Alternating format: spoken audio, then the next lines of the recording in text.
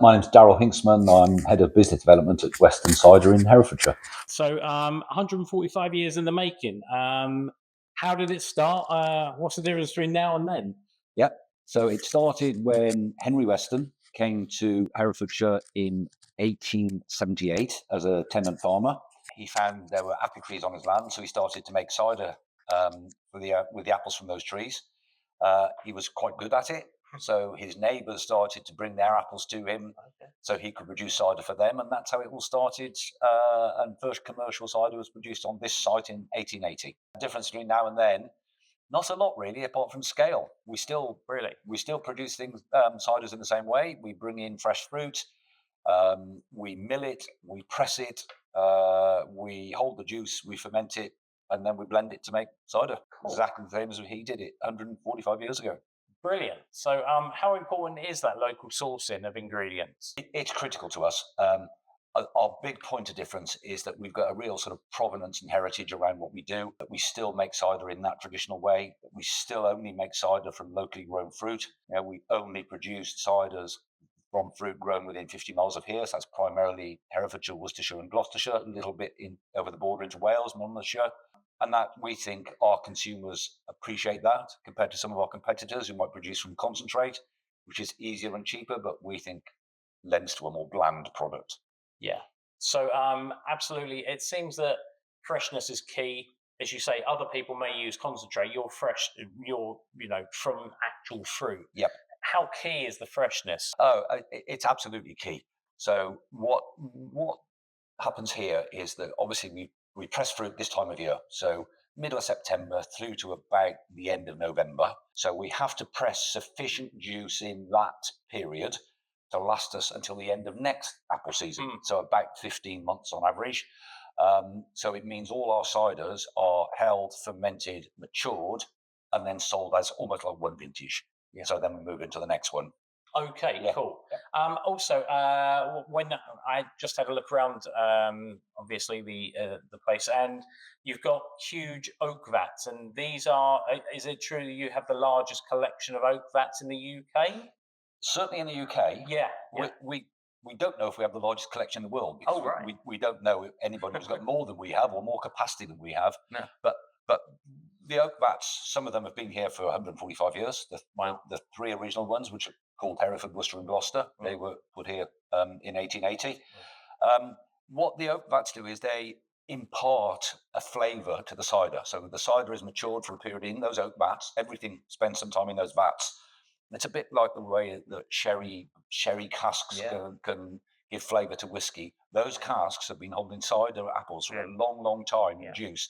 So it imparts a flavour and it matures it and it mellows it. It gives it a very rounded flavour. So if you drink a bottle of Henry Weston's, it's quite a mellow, easy to drink flavour, despite the fact that it's quite strong in alcohol. Right. So do you want to tell me about your range and what the appeal is to different consumers? Yep. So basically, we have the strategy that we call it 2 by 2. Mm-hmm. 2 brand groups, Henry Weston's and Stowford Press, and 2 channels, on-trade and off-trade. So Stowford was primarily an on-trade brand, so it grew up as a keg brand, and then in the last few years, we've expanded it into the off-trade with cans, so you can see behind you there, 4-packs, 10-pack cans. Henry Weston's the other way around, started as primarily an off-trade brand. Interesting. But 3 years ago, we launched Henry Weston's Vintage on Draft at 5.2%. So we've seen significant growth in the on-trade from Henry. Okay. Yeah. So Henry Weston, that's the vintage is 5.2. On draft. On draft, Draft. And what is the Stowford then? 4.5. 4.5. Do you think that the percentage is something that matters to pub goers then? Do you think there's people adapting because maybe they're like a slightly stronger cider? I think they do, and I think people in pubs generally are premiumising in their offer. Yeah, for sure. When we all were going to pubs 10 years ago, it was bog standard lager, and those standard lagers have gone. They're nowhere near as prolific as they were, and people have traded up both in beer, lager, and cider, and particularly in cider where they trade up to more premium products, and they tend to be slightly stronger. Yeah. Okay. Are there any others that you keg at all? We do keg a little bit of Capel Road for a couple of customers, but it's tiny. all our focus, 90+% of our branded volume is on those two brands. Right. Okay. Henry Weston's and That Stouffer's. strongly. Yeah, Okay. yeah. So in terms of formats to pubs, you've obviously keg, as we know, on draft. Yeah. And you do bag in box as well. Yeah, we do bag in box. A lot of pubs do cider festivals, and they take bag in box. The beauty of a bag in box, obviously, you don't need a tap, you don't need a handle to dispense it. You can dispense through a handle if you wish with a connector. And it's good shelf life. Cider tends to last, so you can tap a bag in box and it'll easily last you a week or two. So it's no problem. So keg primarily, bag in box, but also bottles. We supply bottles to pubs. A lot, certainly in this area, in cider heartland, a lot of pubs will have bottles of cider in the fridge as well as on draft. Okay, cool.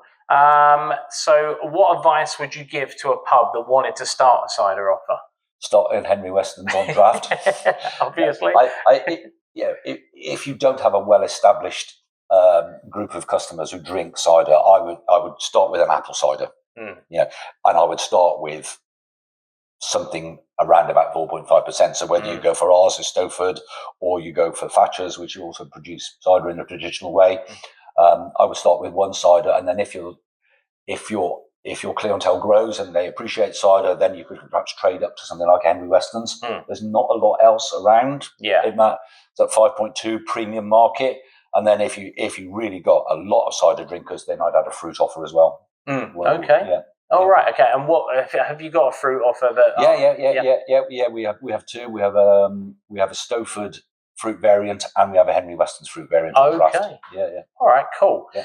So how far can you go in terms of your company to help in a pub that's already got maybe an established cider offer? What we can do is we can supply them with attractive POS to start with. We've just rebranded all our Stoford press, so make consumers aware of what's going on. We can advise in terms of when the peak season is for cider, so you might want to supplement with bag in box in the summer if it's we know cider responds well to warmer weather. But it's generally about an education piece, and the POS can help with that education. Cider festivals, if you've got the right sort of clientele, can work well in the summer. Cider and sausage events, they're quite common, certainly around here. And those tend to be in the summer. Yeah, talking of that kind of thing, I would imagine that bag in box would allow a pub to maybe experiment a little bit more. Yeah, it does. And also, the pub may be tied to a pub company or there may be a managed house, but often they'll be allowed to stock whatever bag in box they want. So it gives them the leeway to experiment, try different flavors, try something stronger, try something less strong, try something drier. It's an easy, accessible way of bringing draft cider to people. Brilliant. Yeah. So, and a final question: how would you say the route to market is for cider companies? Is it okay, or is it no? It's difficult? Tough. No, it's difficult. Is it? The on-trade route to market is tough because, to take one example, like Heineken, who I used to work for, they own a couple of thousand pubs. Obviously, they're going to focus on their own cider brands, and they've got a large portfolio of cider brands. So it's very difficult for us to get into some of these pubcos. So also, a lot of the big brewers will do portfolio deals. So they'll offer a range of pricing and support across a number of brands, including beers, lagers, and ciders. We focus on cider. We're all about cider. So we have to differentiate our products. That's why Henry Weston's in the on-trade, which we launched 3 years ago, is so important to us, because it premiumizes and it offers something that not many other companies can offer. Okay. So would you say there's any way, anything that a producer like yourself can do, or smaller producers perhaps?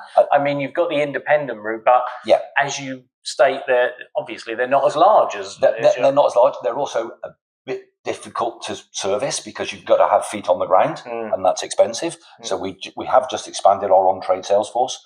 So we've got 6 new guys now out on the road. So where you take a pub company like Stonegate, Stonegate list our products, but they list everybody else's products as well.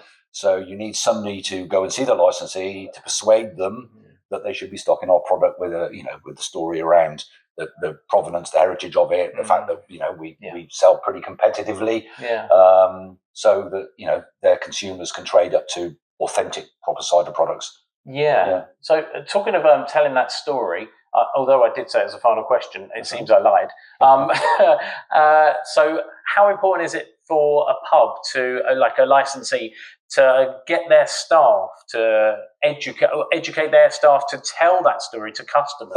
I think it's really important. Yeah. And I know in previous existences myself that we persuaded sales guys to quiz staff in pubs, because you want, a lot of times, they don't do it so much on lager. You don't get many people now go to a bar and ask for a lager. They'll ask for a brand. Yeah. They still go and ask for a cider. Yeah. So you want to educate them, say, well, what sort of cider are you looking for? Do you want a fruit cider, or do you want an apple cider? And the staff need to know that, and they need to advise. Round here, we take it for granted, because cider sells as much as it does beer in a lot of pubs around here. Of course, yeah. Totally. Yeah. Okay. Is there anything else that you feel important enough to tell me about? No, I think we've covered most of it. Yeah. The on-trade is tough. It's tough for smaller people to break into, because it is controlled by the big boys. No getting away from that. A lot of them own their own cider brand. Molson Coors own Aspel. Yeah. So their sales team, we have a good relationship with course, but they're going to focus on their own brands first. Yeah. And so that's why we have to, if you like, punch above our weight. We have to provide something that's different and better, in our view. So, while I'm on the roll here, so is there anything, we've obviously got the budget coming up soonish, is there anything that the government could do to help someone like Weston's at all? I think if we have a level playing field, and we all know, so that's always going to help smaller players.